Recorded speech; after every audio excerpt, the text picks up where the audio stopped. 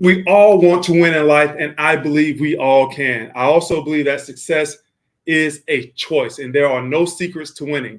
There are only core principles, habits, and disciplines that leads to success. Yes, some may have it harder. Some of us may have it easier than others. However, it rains on the rich and the poor, the just and the unjust, the weak and the strong, all alike.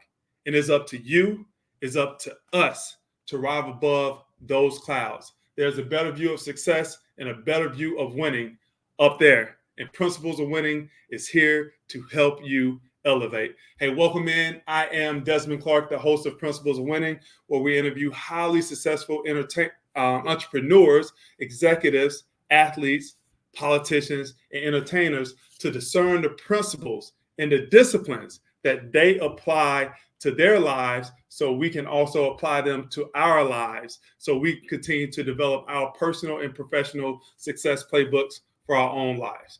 Hey, before we get started with our interview today, I want to give a shout out to John Barnes, Chief Marketing Officer of Sunburst Shutters and Windows Fashion, for coming on last week and opening up and giving us his principles of winning. But this week, man, we got a pretty good guest this week. But before we give that, let me go, and if I could find it here, read my script for our sponsor. This is always sponsored by Des Clark Speaks. We are your choice for, and now I'm messing up, so I got to get this. I'll cut this part out. I can't find my script here. Where did it go?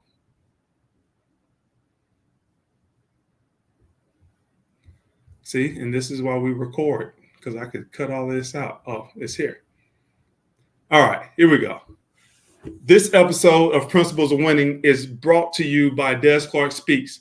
Des Clark Speaks is your preferred keynote speaker and corporate team development specialist.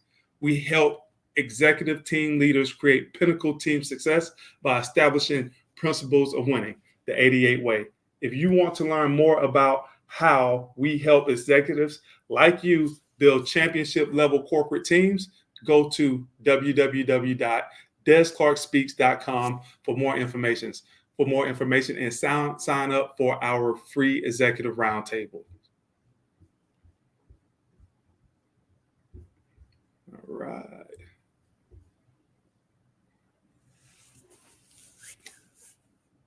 Today, our guest is Michael Sunquist, Chief Marketing Officer of Strong Automotive. And besides being an outstanding professional, he is also a loving husband and an awesome dad. So let's bring in Michael Sunquist. How you doing, Michael?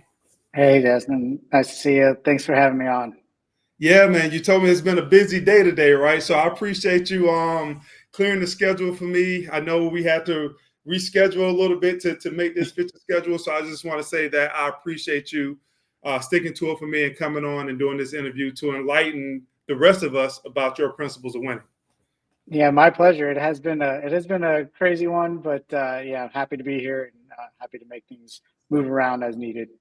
So the reason why you've been having such a crazy day is probably because of a lot of things that's going on within Strong Automotives, things that you are excited about as their CMO. Talk to us about some of the things that you're excited about that's going on with Strong Automotives. Yeah, our team has really come together. Over the last 2 years, really been building that team and really trying to work to this point where our pace of growth is to the point where we're not sure how we handle it, right? Which is always the fun part, right? When we get growing so fast, so we're like, whoa, do we need to slow down or what? But most importantly, with that growth has brought more opportunity, particularly for me to start bringing in and working on unique proprietary products that will come from us to help our clients directly, which previously we just weren't the size to be able to do. So Right. we're really excited. I'm full force, like a train in the night, going after that, and trying to make sure we get there in a reasonable manner. So a lot of growth this year. You told me 2024 has really exceeded the expectations that you guys had for the beginning or for the first quarter of the year. What's been the driving engine behind that? Is it one or two or three things that you can really point to say, "Hey, here's why I know or I think we have been able to exceed expectations so far this year"? Yeah, there's probably two major ones that we really worked on as a team, from our C-suite down all the way, to our entry level folks, and really it was communication, which encompasses both, speaking and listening, but also accountability, right? And everybody being on the same page and understanding what's going on, and being able to fine tune processes through that communication of what's working and what's not working. And that's really led us to a spot where our sales team is out and just pumping full steam ahead, and our digital departments, our media departments, so on, are sucking it in like a vacuum. So if I had to sum all of that up, Brian, I'm sorry, Michael. It sounds like you just said, "Hey, we have total team clarity, we have total team commitment, we have total team buy-in, and everybody's pulling from the same side of the rope, and you guys are pulling strong." Yeah, yeah, absolutely, absolutely. The team is absolutely all on the same page. Probably more so than any team I've been on. In the 20 some odd years I've been doing this. So it's definitely a great feeling. Now it's how do we keep this going and capitalize? And that leads me into how we actually met and how we actually got here. I sent you a connection invite on LinkedIn. LinkedIn is such a powerful tool. So everybody who's looking at this on LinkedIn, I hope that you're using it for the power that it has. And I said, "Hey, what are those 1 to 3 disciplines, habits, principles, as I like to call them, principles of winning that you have, that you developed over time that has helped you to be successful?" And I want to read them just as you gave them to me. And I'm just going to start with the first one. And then I'd like to hear kind of you tell me about it, talk about it a little bit. But the first one is perspective. And you said, look at every situation from others' perspective first. And I think that was key. You say we don't know what we don't know, and assuming that our answers work for everyone creates a large hole in our efficacy. And when I was thinking about that, I was thinking about, hey, if you look at this from this angle, it looks totally different from this angle, and it looks totally different from that angle, and it looks totally different from this angle. From all angles, this looked like a busted down iPhone. I do have another one, but from different angles, it looked different. So that's what I was thinking about when you said, "Hey, that one of your principles is perspective." Tell me about how you look at that and how you bring that to yourself when you're doing your business. How do you apply it? Yeah, frankly, in quite a few ways, but perspective is so important, right? We all have our inherent biases depending on, how we came up, where we lived. All of those things go into our whether we know that they're happening or not, right? Unconscious or conscious, right? And I've over time, after making more than my fair share of mistakes, realized that often the barrier to communication and the barrier to the path forward is I never stopped and get, hey, this question or this problem or whatever it is that we're trying to communicate about, I don't understand it, or I think it's not important because I've never sat and looked at it from that person's perspective or that team's perspective, right? I've always said, well, this is the way it was. And, it came full force at one point, at a point that it was like, wait, you're spending so much time trying to get everybody to look at it your way, but you've never really stopped and said, what's it look like from the other side? What does the other side of that coin look like?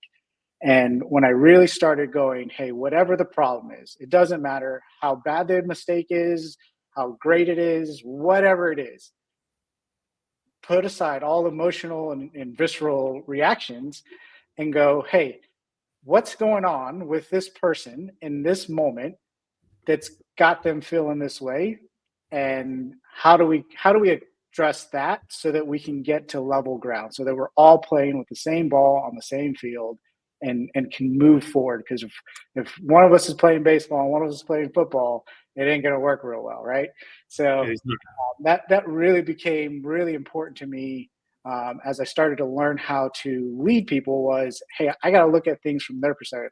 I may not know enough about them. Maybe they're brand new. Maybe they're in a department that I don't get to enough, right? There's a lot of reasons why we as leaders may not know every bit about a person or what's going on in their life.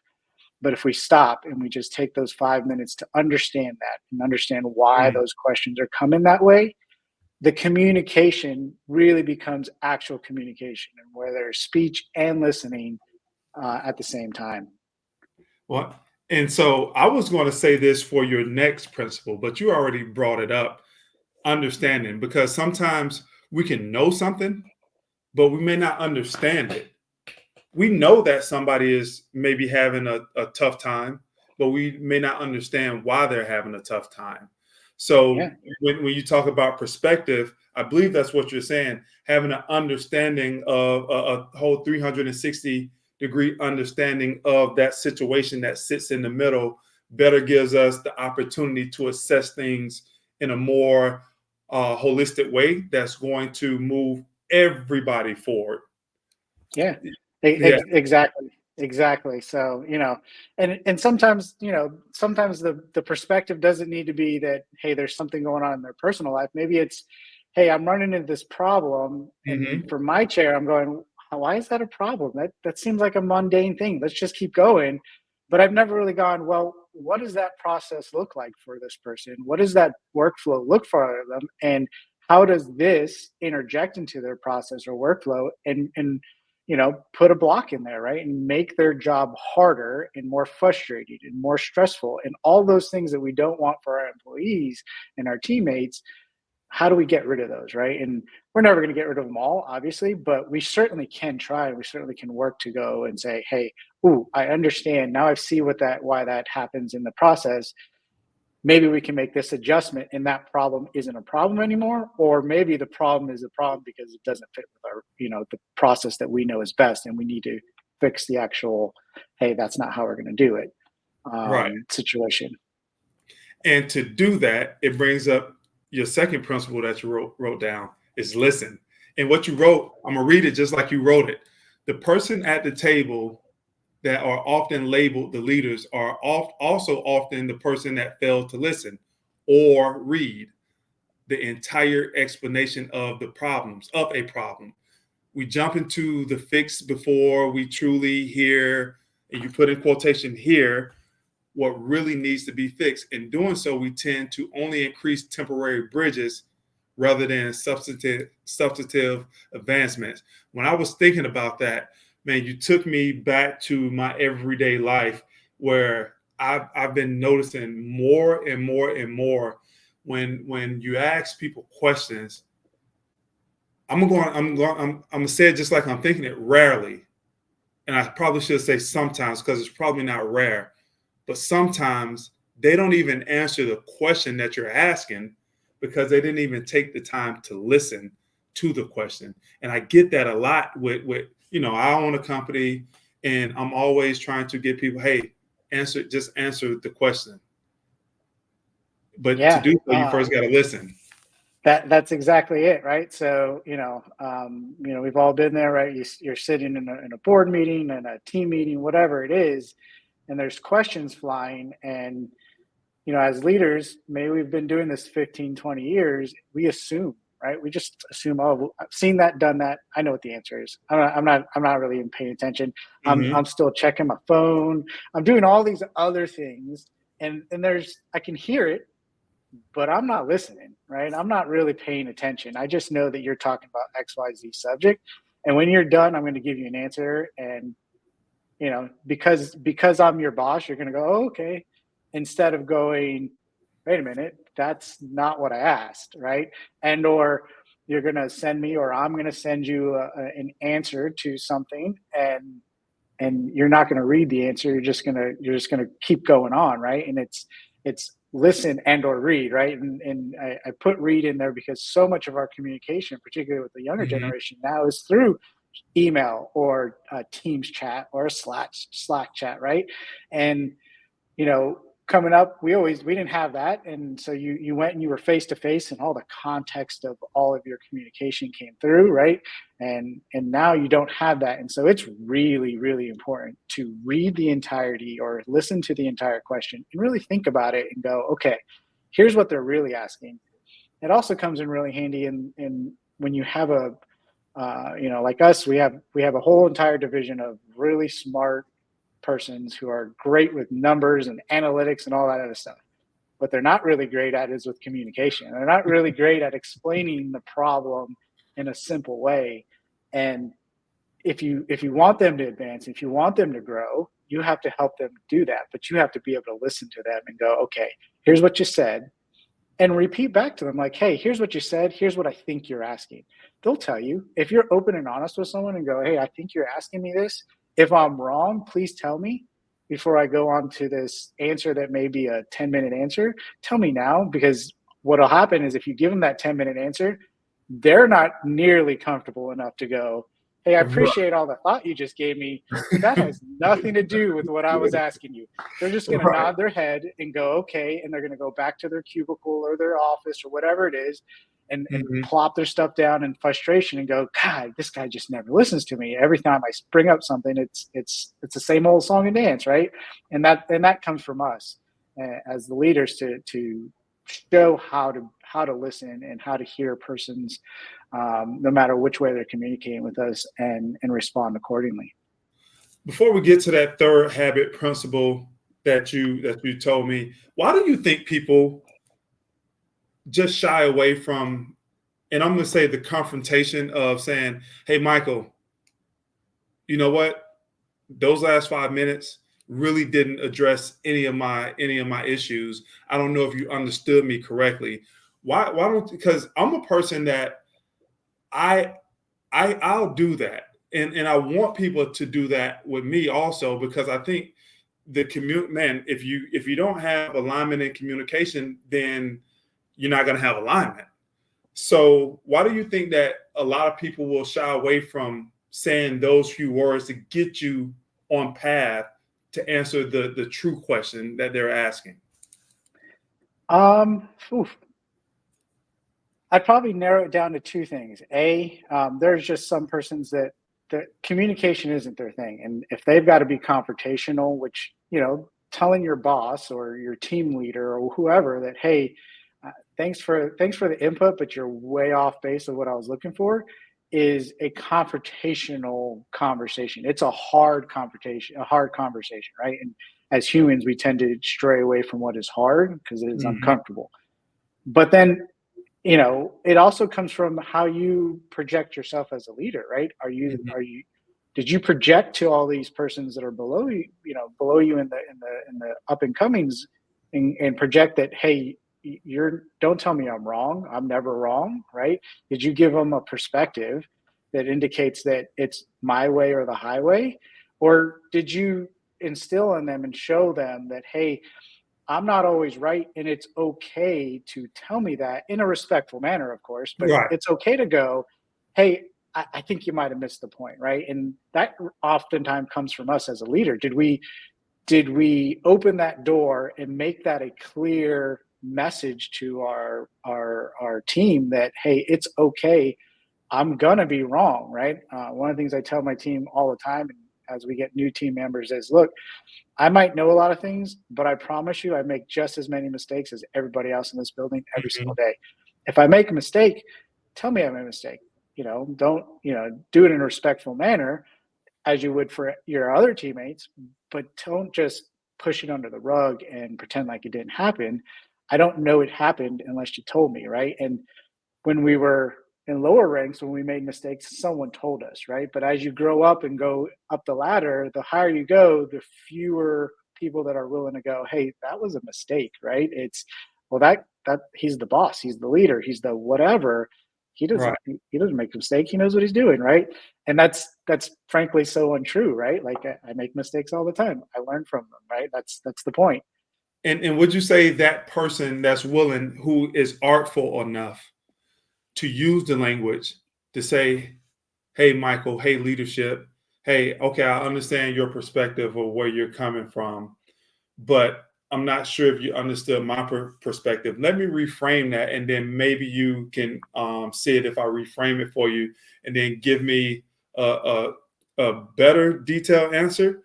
If the people that are able to do that, I see those people as the future up and coming leaders, the ones who can communicate, the ones who do know how to challenge without alienating or causing the bad type of conflict. Like that conflict right there is constructive conflict. Without saying, "Hey, Michael, that just I don't know what you're talking about, dude. Like that had nothing to do." Then that it gives off a different type of a vibe, Yeah. instead of a collaborative vibe. That hey, I get you. I appreciate what you said, but also I need a little bit more help from you. So let me just reframe it. Those are, and the reason why I'm saying that is because people that's watching this, I hope they're watching this because they can learn something from someone like you who moved up the ladder. And I think that being able to challenge in that type of way, it for leaders, you gain respect from your Yes. leaders. Yeah. Yeah, 100%. Look, I'll take the guy that can, or gal, or person that can communicate in a respectful manner when they think things are going the wrong direction, up the chain, over the person that is just the genius level at whatever they do. Right?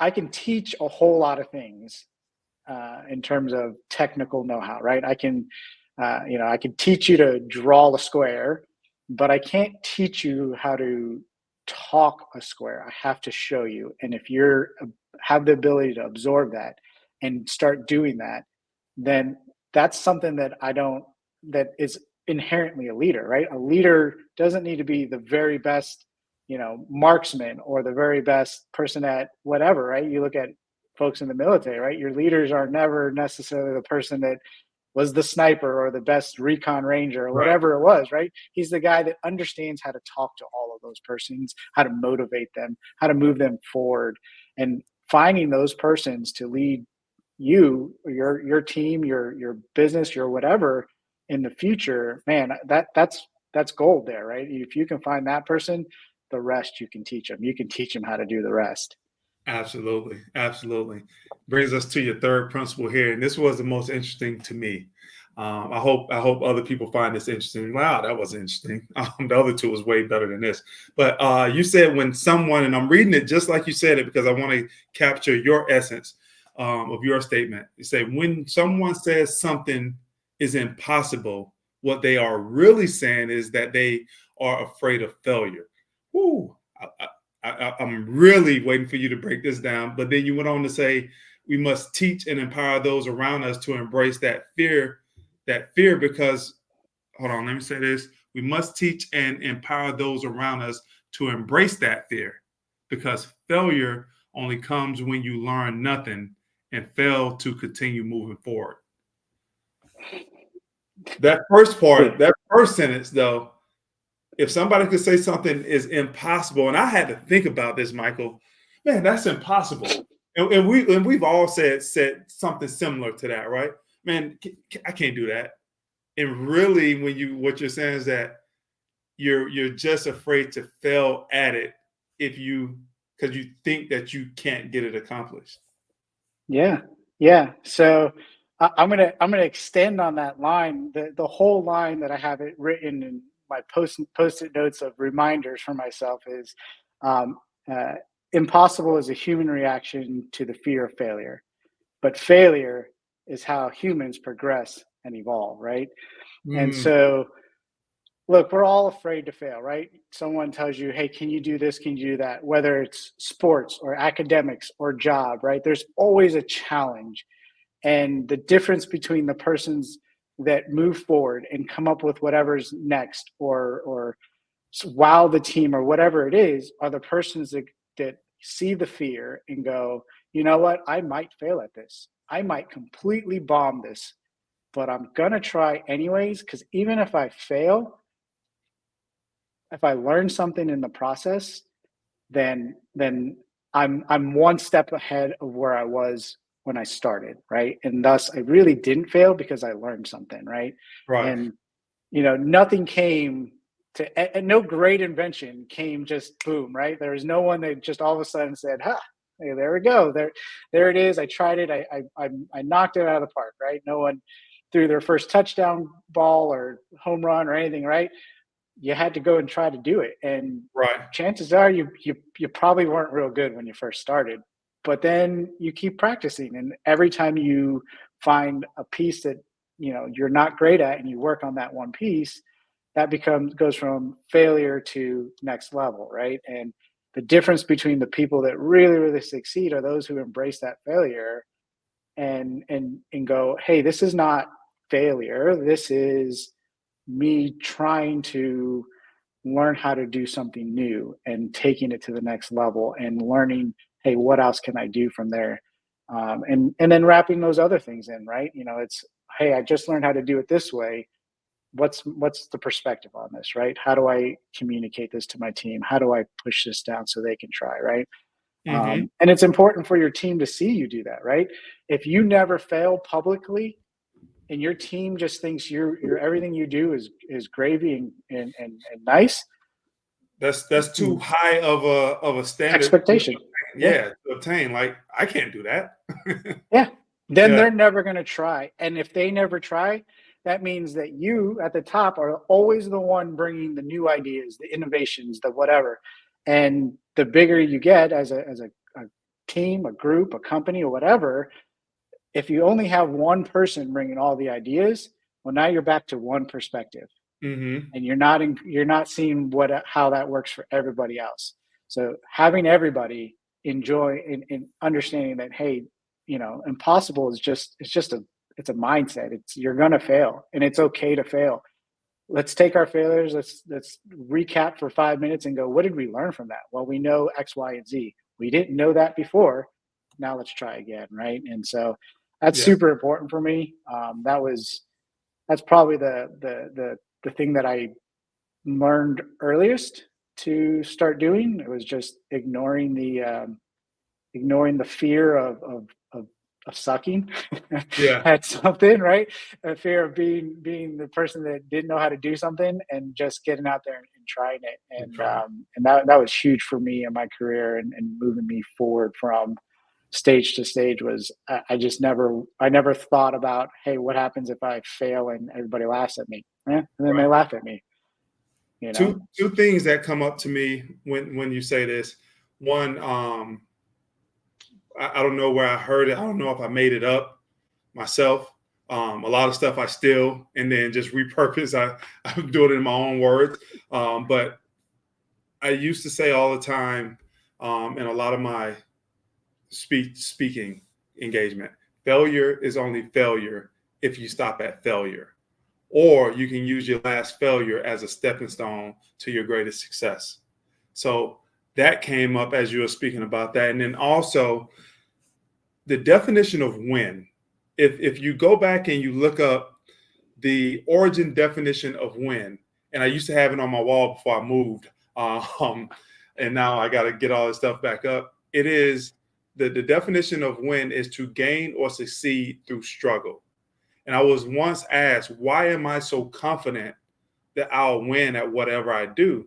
Is because the thing that I always try to do is identify the struggle, identify where I'm going to struggle. And if I could identify where I'm going to struggle, and you can't be 100% all the time, but a lot of them you can see right away. Well, here's where we're going to have to climb the hill. Now we could game plan around the struggle and execute to defeat that struggle. And if you could defeat enough of those struggles, you'll end up winning. So as you was talking about, impossible just being a human reaction, those are the things that came up to me. But now I think all three of those are powerful. But where in your life did you start to develop those three principles or ways of looking at life? I know coming up through school, it was a little struggle with learning and this and that. Did that happen during those times? Probably three stages for me. So first was getting comfortable with failure, right? So I failed out of college. I was horrible at school. Wasn't until later went back and tried to go to like a local community college to get some. I'm of the generation where if you didn't get a college degree, oh no, right? Like that, Right.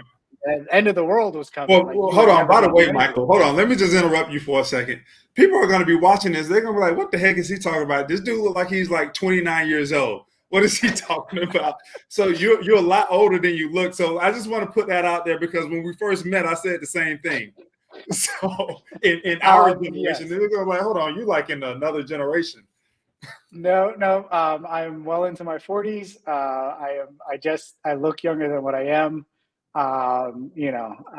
Luck of the draw, I guess. Yes. But yeah, I remember getting to my senior year of high school, and it was, and I went to school in Northern Virginia. Um, you know, Everybody wanted to go to Virginia Tech at that time. Virginia Tech had like the Over engineering, they had the football team, they had everything. And so everybody wanted to go there, and you know I was terrible at school. I knew I was. I didn't understand how I learned. If I couldn't see it and visually memorize it or do it, it was really difficult for me. And you had your counselors going, hey, if you don't go to college, what are you going to do with your life? You're gonna amount to nothing. And so I forced myself. I went away to a college. It wasn't Virginia Tech. I definitely didn't have the grades to get in there, and I didn't have the grades to stay where I went. And I in that process of eventually going back to a local community college, I met a professor who at one point pointed out to me that I clearly had a bit of a learning disability, and it kind of hit me on two things. Right? Is, hey, these failures, every place that I failed before, I learned something from it, and how can I take that and go, well, failing's not so bad. It hurts at first, right? It's Mhm. falling off your bike, right? Your elbow hurts for about 60 seconds, and then you're like, okay, let's get back up and do it. But then the perspective of, hey, I never really thought about, maybe it's not that I'm dumb. Maybe it's that I don't know what I don't know, right? And maybe it's someone else telling me, hey, have you thought about this, or have you looked at it this way? And you fast forward, I don't know, probably 10 years. I really leaned on that perspective. I um, started really into the digital world at that point, and your internet was starting to become really a thing, and internet marketing. And in my head, I knew everything about my field, and it was everything. And then I got in and I started doing things, and I'm like, why does this doesn't seem to make sense? No one's following along. And I had a young lady that used to swim in the pool next to me. I used to get up 4 a.m. in the morning to go swimming, and um, she we were talking one morning after the class, and she said just an innocuous thing that, like, I'm driving down 95 from Fairfax down south to where I worked, and it just like hit me with a ton of bricks. Like, I'd never really stopped and considered, I'm looking at everything from my seat. I've never stopped to go, what does it look like to be, the end user or the person that has to do what I'm asking, right? And I really made this conscious effort moving forward to kind of go, hey, impossible isn't a thing. If someone asks, can something be done? The answer is, yeah, probably. I don't know if I can do it right now, but I'm going to try, and Mhm. I might fail, right? I'm going to be upfront with you. I might fail at this, and I'm going to own that I might fail. And then I'm going to go, hey, let's look at this holistically and go, what are we trying to really accomplish by doing this? How does it affect this person, this person, this person, and how do they see it? Because I need to make sure I understand that this task that you asked for is really the task you asked for and not the task that I heard. right? Mhm. And kind of come back to the listening. And so I really worked on those kind of things for quite some time. Before I came to Strong, I spent about 6 years really kind of honing those things in and honing skills in and understanding that listening and perspective bit quite a bit. The group that I was at had a suite of 7 decision makers, and all of them were vastly different in personality. And I really got this crash course in understanding. I could say one thing, and all 7 of them would hear it completely different, and that was super enlightening. And doing that at mid 30s, young 30s, it was super frustrating, right? Like all I could do, like, wait, I just told you this, right? In my head, I'm young and cocky, and I know everything, and it's, man, what are you talking about? I just told you the answer to that. How could you be asking this question again? And Mhm. that's when the light bulbs really started clicking, going, buddy, they don't understand you because of how you're saying it, right? How you're communicating, and because they're not seeing it from the same side. You're looking at it from behind the desk as a analytics nerd, right? And not looking at it as a principle that just needs the 10,000 mile view, right, of things. And so now at this point in my career, I really, I maybe overemphasize it sometimes, right? As we get new persons in and train new team members and bring in new things, it's a really overemphasization of, hey, let's talk this all the way through. Where do we see holes? Where do we see problems where our existing processes won't work, or our existing processes might work, but they might bind up and make us significantly slower or less efficient, and let's talk about all that. And by the way, this could be, one of my, everyone knows I've got the crazy ideas, but I'm the first one to say, hey, I know this is a crazy idea. If it gets too crazy, tell me it's a crazy idea. And Right. sometimes it is. Like sometimes I've got an off the wall idea that just in my brain it sounds like the best thing since sliced And, bread.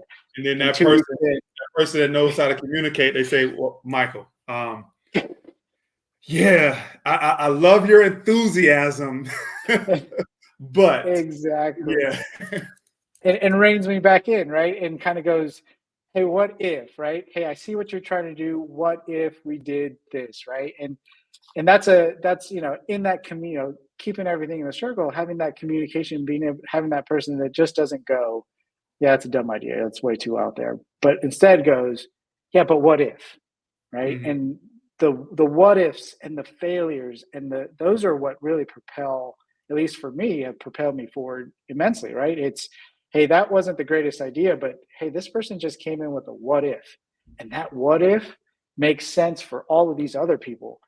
Let's try it, right? Right, What's the worst that can happen? We can fail, and we can learn something, and we can try again until we make it. right, And really getting everybody in your team on that mindset of, it's okay to try something and not be good at it. It's okay. And you may never be good at it. You may decide not only you're not good at it, but you don't like doing it, and that's okay.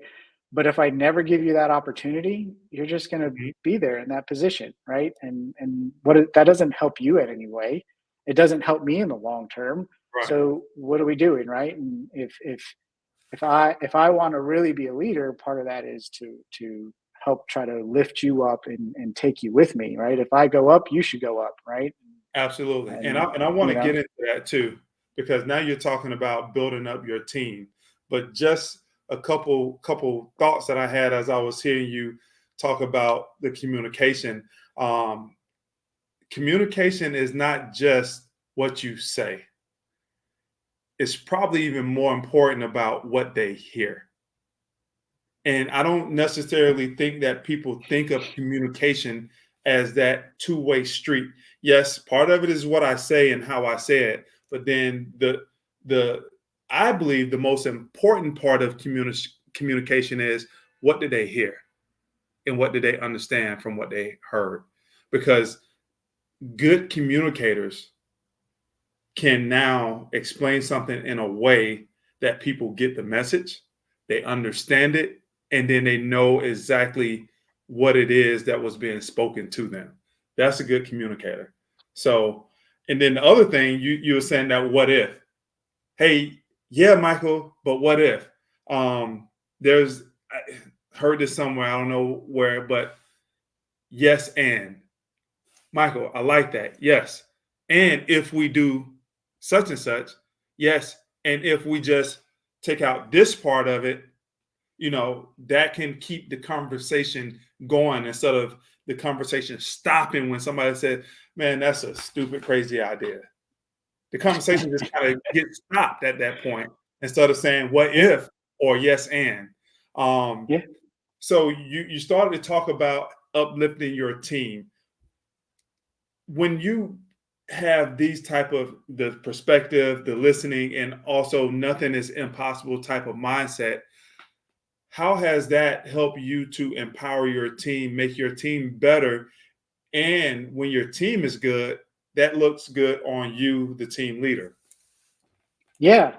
So, a lot of it is, again, back to that communication, right? One of the things that with communication that I really try to impose is, if you're communicating something, right? If I'm to come to you and go, hey, I need you to get XYZ done, or I need you to try XYZ, before I walk away, right? I'm gonna go, hey, could you repeat that to me?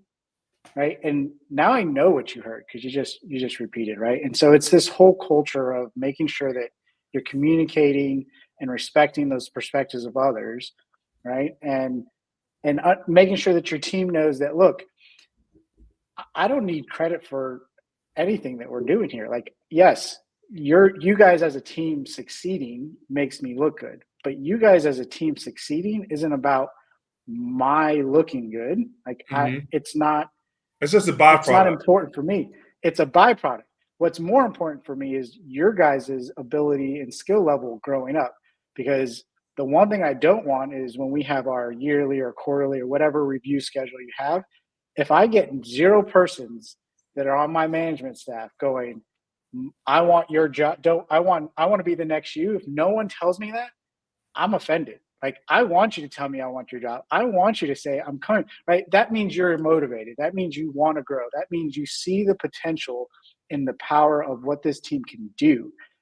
That's not me, right? That's a me. Yeah, I taught you how to look at other people's perspectives. I taught you how to communicate and hold accountability. And I taught you to not be afraid to fail, right? And the rest of that, that's all you. And you need to own that, right? I don't need to take credit for that. If the team is going well, the people that know the team is doing well will understand that and take that into account when we're having conversations about me. But what I didn't like, as someone that had to come up, was, you do something awesome and the email goes out and it's like, oh, so and so did this, right? And you're like, wait a minute, so and so didn't do that. This person did that, or I did that, right? Right. It's, you know, give that credit, right? Show them, right? It's so much, you can win over your team so quickly by just doing minor things like, hey, even interjecting, right? So maybe your boss is the person that's doing that, and interjecting in that email and going, hey, actually, it wasn't me. This was a team effort led by, Sally Smith, right? She knocked this out of the park. She spotted it first. She figured out the problem, and she Mm. came to the team with how we were going to fix this. This wouldn't have been possible without her. And you do that a couple of times, and now all of a sudden your team goes, hey, this guy isn't just here till he gets his next promotion. This guy's here to make us better and to help us grow. And that is infectious, right? That's when you start getting people across your company or your team going, I want to be on that team, because that's where it's happening, right? That's where the excitement is. That's where I can grow. And it becomes just a cultural thing after that, right? It just snowballs, and it becomes, I hate to say easy, but it becomes easier, right? You're not focusing on, where am I going to get the next great person? You're breeding them, right? You're giving them the room to And grow attract and become that. and Yep, attracting and more. attracting it, right? Because that's Yeah. exactly what they're doing. They're seeing their friends post on LinkedIn or TikTok or whatever social media, and go and Right. they complain, and then their friends listening to them going, I don't have that problem, you know. They give me the room to breathe and look at the things I got to do, and all of a sudden they start going, well, why am I working over here? I want to be on that team. Right. Recruitment problems go away. All things, are made easier when you're no longer struggling to find employees.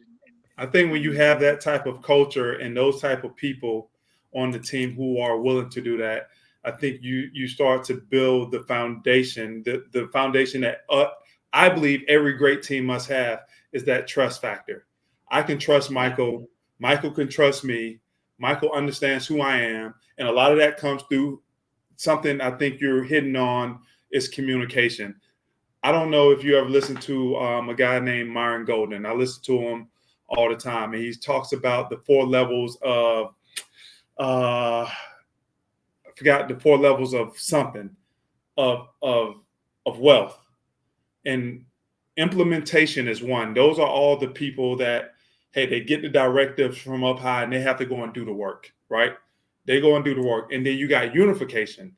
Those are your managers. Those are the people that bring everybody together to make sure everybody is on the same page. So now you once you can do the unification, you take a step up.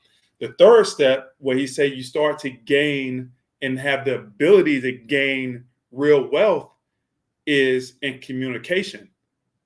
Once you're able to communicate, now you're the person that's delivering the message to the people who's unifying the people that's implementing everything. Now the top level is after you understand communication. Now you're using your imagination along with the wealth that you've accumulated, and those are your big business owners, the people who actually start the companies. Now they get to use their imagination with the wealth that they had to build even more wealth. And I love that, because when you look at the hierarchy of value, the people who work the hardest sometimes make the least, and the people who are able to use their communication skills, their people skills, those are really the people that go up the ladder. Yeah. Yep. Yeah. And if we can turn some of those doers into communicators, it gives that it lets them feel accomplishment, right? It lets them see that they don't have to be a doer forever, right? Mm-hmm. And some people are just going to be naturally doers, but many of them have the ability to learn to communicate. And if you can teach them to communicate, you can teach them to be imaginative, right? Yeah. You can teach all these things, but you have to give them the opportunity. More importantly, they have to see that opportunity exists. If they don't see an opportunity, if their door is closed when they walk in, they're not even going to try. Mm-hmm. And so really being able to present that as an opportunity is super important. Any team you build of whatever size, right? If people that are doing the doing don't think they can ever get to your chair, they're never going to get there, right? Right. And it's one of those things. I always like to talk about Ray Lewis. I don't know if you know who Ray Lewis is, but he's one of the top linebackers in NFL history. I had the opportunity to play with Ray Lewis in high school. So I have some talent. Ray Lewis has talent. But I always say it's not the talent that's going to get you to the top, because all of us have some talent. It's the ability or the want to or the will to develop that talent through working hard on your talent. And when you combine talent with that will to go out and continue to polish it, that's how you get a Hall of Famer. That's how you get the all-time best. Now, I had some talent. I didn't have his talent, but I worked hard, so I was able to get to a certain level. But when you got super, super duper talented people that's willing to work hard on their craft and polish their skills, that's how you get the Hall of Famers. And I believe that's what you're trying to bring out of everybody. The people that have some talent and the people that have super duper talent. How can we get the best out of each one of them? Yes, exactly. Yeah. Exactly. So, man, we're going to wrap up. I enjoyed your time. Enjoyed the time that you gave to me. Did I miss anything? Is there something else that, hey, I just want to say this before we sign off? No, this was a pleasure, and a little outside of my normal comfort box, as we talked about. Yeah. hopefully people watching can take away and realize, there's no secret sauce, right? It's a couple of basic things, and if you do it every day as if it's your habit, it's your how you are, if you will, then the sky's the limit on where you can reach. It's just how hard you want it, how hard and how bad do you want it. Yeah. And Michael, I'm gonna challenge you just like I challenged you before. You say you're a guy that likes to be behind the scene. So you're probably a little bit more introverted. But just from talking to you the first time I talked to you to talking to you right now, you possess a quality that not many people have to communicate well, communicate points. Everything that you said here, at least in my eyes, is going to motivate people to want to implement some of these things that you talked about. And I would say continue to use that. I believe it's a superpower that has gone untapped because you like to be behind the scenes.